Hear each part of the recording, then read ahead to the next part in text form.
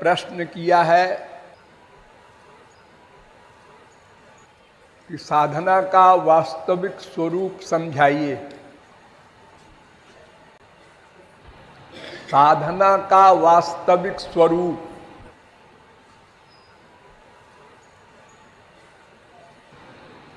सबसे पहले समझ लीजिए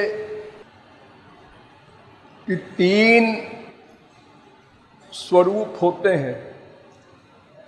एक साधक का स्वरूप, एक साध्य का स्वरूप और एक साधना का स्वरूप। जब तक साधक और साध्य का स्वरूप नहीं समझा जाएगा तब तक साधना का स्वरूप भी नहीं समझा जा सकता। एक एक शब्द पर ध्यान दीजिए। साधक कौन है, साध्य कौन है, ये 2 प्रश्न हल हो जाए तब इस प्रश्न का नंबर आता है कि साधना क्या है। तो साधक तो सभी मायाबद्ध जीव हैं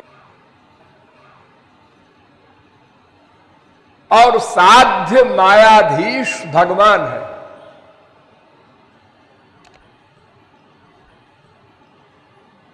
अत्यंत संक्षेप में मायाधीन जीव साधक और मायाधीश ब्रह्म साध्य।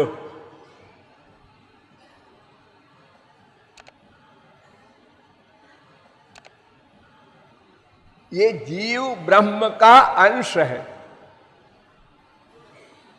प्रत्येक अंश अपने अंशी से स्वभावतः प्यार करता है।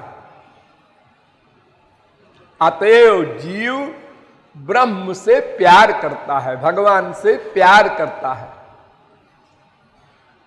स्वाभाविक रूप से, नेचुरल।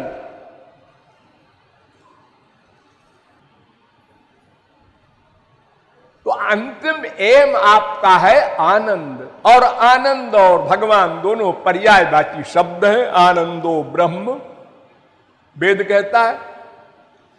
इसलिए प्रत्येक जीव अपने अंशी भगवान को ही चाहता है, लेकिन वो गलत जगह ढूंढ रहा है। बस इतनी सी बात समझने की है। हमारे साध्य को हम जानते हैं। ध्यान दो, चींटी से लेकर ब्रह्मा तक सब अपने अपने साध्य को जानते हैं। साध्य माने एम, उद्देश्य, आनंद प्राप्ति। वो हमारा नेचर है, उसको कैसे हम छोड़ देंगे। तो संसार में आनंद ही एम है, वो चाहे जिस स्वरूप में हो। इसलिए साध्य का सबको पता है, और साधक तो प्रत्येक जीव है, ये भी पता है ही है। हो ही गया, इसमें कोई खास बारीक बात नहीं। हमको आनंद नहीं मिला, इसलिए हम आनंद की कामना करते हैं। हमारा नेचर है। आनंद कैसे मिले ये नहीं जानते, यानी साधना। आप लोग यहां साधना करते हैं? हां, करते हैं। क्या करते हैं? भगवान का नाम, रूप, लीला, गुणधाम, कीर्तन, स्मरण, ये सब करते हैं। भक्ति तो बहुत प्रकार की है, कोई कैसे करे, कोई कैसे करे, लेकिन प्रत्येक भक्ति में सबसे पहला है स्मरण। भगवान का स्मरण करो, उनका रूप ध्यान। इस पर आप लोग ध्यान नहीं देते। कितने हजार बार कृपालु ने कहा होगा, फिर भी भूल जाते। मन बहुत चंचल है। जिस समय आप सुनते हैं उस समय तो फील करते हैं, हाँ लापरवाही हम बहुत करते हैं, उधर निगाह है, उधर निगाह है, उधर निगाह है, उधर निगाह है, रूप ध्यान नहीं करते। देखो, आपके पास साधन करने का, साधना के लिए 6 चीजें हैं कुल जमा टोटल: आंख, कान, नासिका, रसना और त्वचा और मन। 7वीं चीज कोई आपके पास नहीं है, वर्कर। देखने का काम केवल आंख, सुनने का काम केवल कान, सूंघने का काम केवल नासिका, रस लेने का काम केवल रसना, स्पर्श करने की कामना केवल त्वचा की। बस यही 5 ज्ञानेंद्रिय हैं, और कर्मेंद्रिय तो हेल्पर है, हाथ पैर वगैरह। ये ज्ञान शक्ति नहीं है इनमें। इन 5 ज्ञानेंद्रियों का गवर्नर मन है। मन में 5 इंद्रियां रहती हैं, ध्यान दो। मन में 5 इंद्रियां सदा रहती हैं, लेकिन इंद्रियों में मन कभी रहता है, कभी नहीं रहता। इंद्रियां अपने आप कुछ नहीं कर सकती। आंख देखती है, गलत। आंख के द्वारा मन देखता है, ऐसा बोलो। इसीलिए आप लोग ये भी तो बोलते हैं ना, मैंने आंखों से देखा है, मैंने आंखों से देखा है, कानों से सुना है। से माने क्या? वो हेल्पर है, उसके द्वारा। केवल आंख नहीं देख सकती, क्योंकि देखने के बाद ये सोचना होगा ना, ये क्या है। हमने देखा, पूछा ये क्या है, आंख ने देखा, बस। लेकिन ये क्या है, ये उत्तर आंख नहीं दे सकती। ये उत्तर तो मन जब आएगा आंख के पास, तो वो देख के निश्चय करेगा, अरे ये पुस्तक है जी। इसलिए शास्त्र वेद एक स्वर से कहते हैं कि बंधन और मोक्ष का कारण केवल मन है। मन, इंद्रियां हो ना हो सब बराबर। इंद्रियों की भक्ति दिन रात करो, अनंत युग।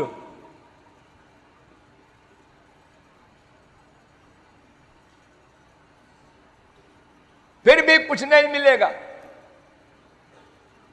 और मन से भक्ति एक क्षण को हो जाए तो भगवत प्राप्ति हो जाए। बहुजन्म करे यदि श्रवण कीर्तन, तभु ना पाए कृष्ण पदे प्रेम धन। गौरांग महाप्रभु ने कहा, अनंत जन्म कोई लेक्चर सुने और कीर्तन करे रसना से, इससे प्रेम नहीं मिलता है, भगवत प्राप्ति नहीं होती। मनेर स्मरण प्राण।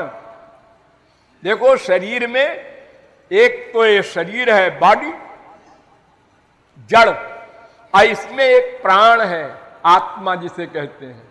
वो निकल गई तो शरीर को आप जला देते हैं, 24 घंटे में उससे दुर्गंध आने लगती है। तो जैसे आत्मा की इंपॉर्टेंस है, शरीर नथिंग है, ऐसे ही मन की इंपॉर्टेंस है, इंद्रियां कुछ नहीं। अगर है ठीक है, लगा दो उसको भी। रसना है, आप गूंगे नहीं है, तो राधे राधे बोलो, अच्छा, वो हेल्पर है। लेकिन आप राधे राधे बोलें और राधे नौकरानी का ध्यान करें तो वही नौकरानी मिलेगी मरने के बाद, किशोरी जी नहीं मिलेंगी। जिसमें मन का अटैचमेंट होगा उसी की प्राप्ति होती है। ये फिलॉसफी अकाट्य। तो भगवान की भक्ति करना है, भगवान से मिलना है, भगवान के पास जाना है, सबका एक अर्थ है कि मन का लगाना, भगवान में मन को लगाना, बस यही एक साधन है। वो योग से करो, तप से करो, कर्म से करो, धर्म से करो, भक्ति से करो, उपासना से करो, ज्ञान से करो, किसी मार्ग से जाओ। जितनी नदियां हिमालय से निकलेंगी सब समुद्र में जाके समाप्त हो जाएंगी। जितने भी सही सही मार्ग हैं वो सब एकमात्र मन का भगवान में लगाना, मन का भगवान से संयोग करा देना, बस इसी का नाम साधना। अब चूंकि हम लोगों के संस्कार अलग अलग हैं, पूर्व जन्म में हमने किस प्रकार की साधना की है तो उस तरह से मन लगता है हमारा ध्यान करने में, वैसा करो। रूप ध्यान आवश्यक है। वैसे हम 3 साधनाएं आप लोगों को बताते हैं। नंबर 1 रूप ध्यान, नंबर 2 कीर्तन, नंबर 3 श्रवण। तो श्रवण तो महापुरुष के द्वारा ही होना चाहिए, गुरु के द्वारा ही होना चाहिए, और कीर्तन तो अपना कहीं भी करो। तो ये श्रवण भक्ति है नंबर 3। लेकिन श्रवण हो चाहे कीर्तन हो, रूप ध्यान कंपलसरी है, सबसे पहला। इसी को सासंग भक्ति कहा है गौरांग महाप्रभु ने। और अनासंग भक्ति उसे कहते हैं जो इंद्रियों से की जाए, मन का अटैचमेंट न हो। देखो हमारे अयोध्या में, वृंदावन में तमाम लोग देख रहे हैं, कुछ बोल रहे हैं, कुछ गाली दे रहे हैं, किसी को माला चलती रहती है, सीताराम सीताराम सीताराम, राधे श्याम राधे श्याम राधे श्याम। ये इंद्रियों का वर्क है।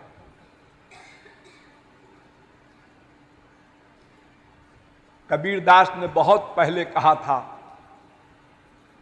मन का फेरत जुग गया, गया न मन का फेर, अब कर का मन का छाणु, अब मन का फेर। मन का अटैचमेंट होना चाहिए। भले ही एक बार तुम राधा कृष्ण मत बोलो।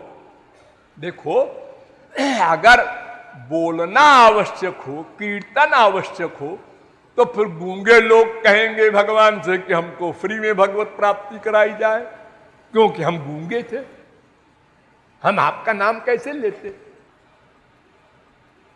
लेकिन भगवान ऐसा नियम बनाते नहीं कि कोई बोल सके कि मेरी आंख नहीं है, मेरे कान नहीं है, मेरी नासिका खराब है, मेरे रसना खराब है। अरे मन तो है, हाँ मन तो सबके पास है, बस बस मन मुझे दे दो।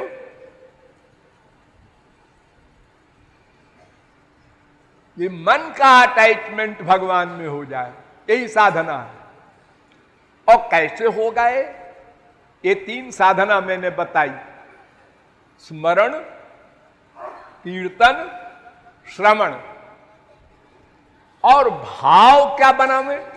भाव ये बनावे, पहले पहल हम लोग स्वार्थी हैं ना, हाँ आनंद चाहते हैं, हाँ भगवान के अंश हैं, हाँ ये सब समझ गए, हाँ समझ गए। तो देखो जो व्यक्ति जो कुछ चाहता है वो पहले पता लगाता है कि वो कहां है, वो सामान किसके पास है।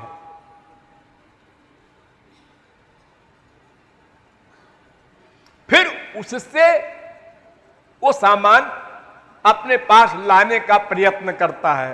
तो लाने के प्रयत्न करने में दो तीन तरीके हैं। एक तो मांग लो उससे, दादा खाने को दे दो, होटल के सामने खड़े हैं, 2 रोटी मांग रहा है। और दूसरा तरीका, बड़े बड़े जेब कतरे लोग हैं, वो चुरा लेते हैं सामान को और मालिक को मालूम ही नहीं पड़ता। हाँ, तो चुरा लो। और तीसरा रास्ता है कि सामान के मालिक को बांध दो और जबरदस्ती सामान उठा ले जाओ। बस 3 तरीका हो सकता है। अब ये सोचो कि भगवान से 3 तरीकों में कौन तरीका काम देगा। भगवान को हम कहीं बांध दें और उनसे आनंद छीन ले, ये तो इम्पॉसिबल। और भगवान से कोई चुरा ले कोई सामान, ये भी इम्पॉसिबल, क्योंकि वो सर्वांतर्यामी सर्वव्यापक है। अब तीसरा रास्ता बचा कि मांग ले, मैं भूखा हूं, 2 रोटी दे दो। और ना दे तो ना, उनका कानून है, स्वार्थी व्यक्ति नहीं देता।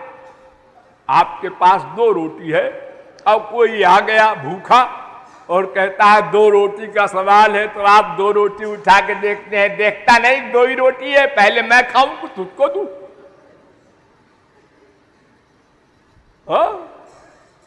मनुष्य ऐसा नहीं कर सकता कि 2 रोटी उसको दे दे और स्वयं भूखा रह जाए।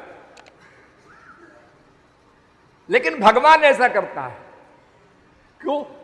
इसलिए कि भगवान को कोई स्वार्थ नहीं है, उसको किसी चीज की कामना नहीं, वो परिपूर्ण है, खाली देना देना जानता है, उसको लेना कुछ है ही नहीं। और फिर हम लोगों के पास तो कोई सामान ऐसा है ही नहीं जो भगवान के लायक हो। शरीर घोर गंदा,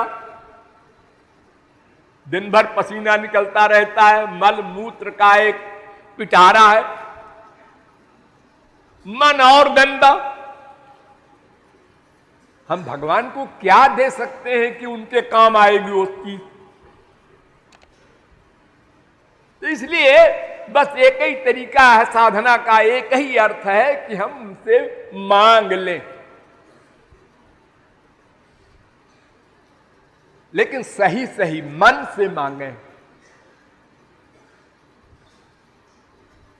जब कोई बहुत भूखा होता है 3-4 दिन का, तो मन से मांगता है रोटी।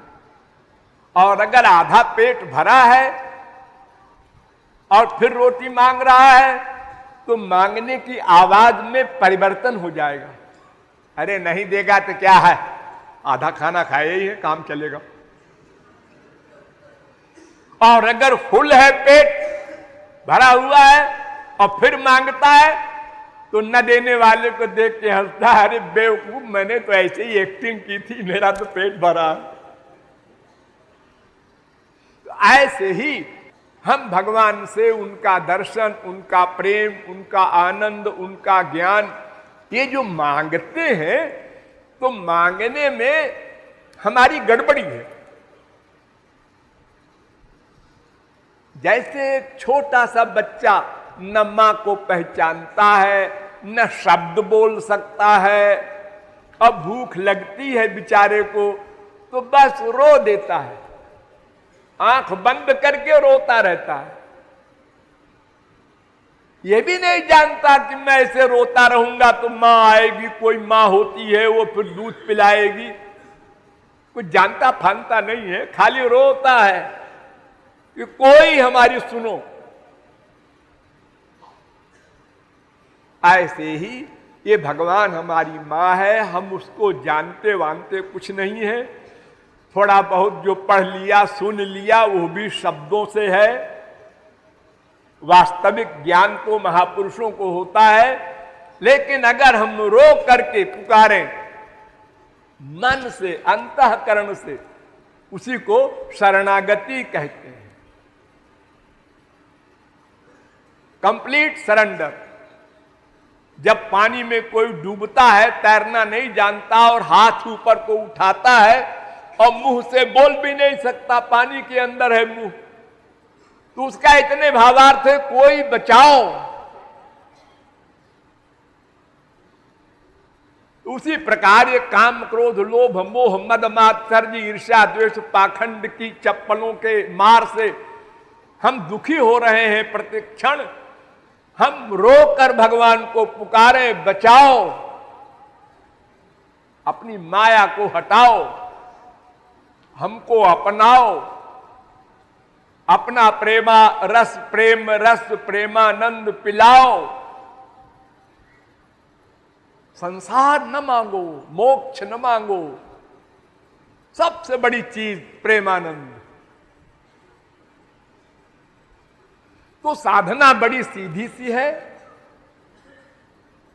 पहले भगवान का रूप ध्यान करो। जितना अधिक भगवान गुरु हमारे अंतःकरण में आएंगे, उतना अधिक अंतःकरण शुद्ध होगा। जैसे किसी कपड़े में बहुत मैल है, एक बार साबुन लगाया, कोई फर्क नहीं लग रहा, फिर लगाओ, वैसे ही तो है, फिर लगाओ। अरे क्या तुम्हारा साबुन है 2 कौड़ी का? अरे बेवकूफ, ऐसे लगाता जा बार बार बार बार बार बार। तुझको नहीं पता है ये कई मीटर का ये की गंदगी इसके ऊपर है लगी हुई, तमाम जन्मों की।